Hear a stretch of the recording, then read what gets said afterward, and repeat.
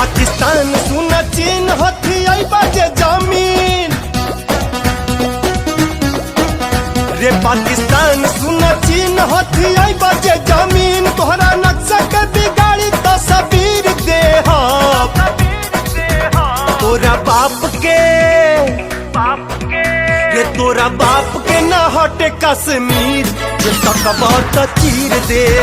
तोहरा बाप के ना हटे कश्मीर जे तकबा त चीर दे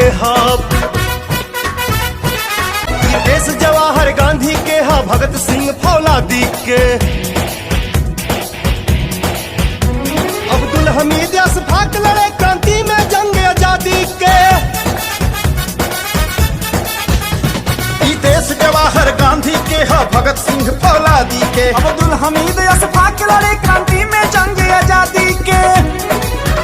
चाहे हिंदू मुसलमान सभे भारत माई के शान तिरंगा खातिर नाप हम शरीर दे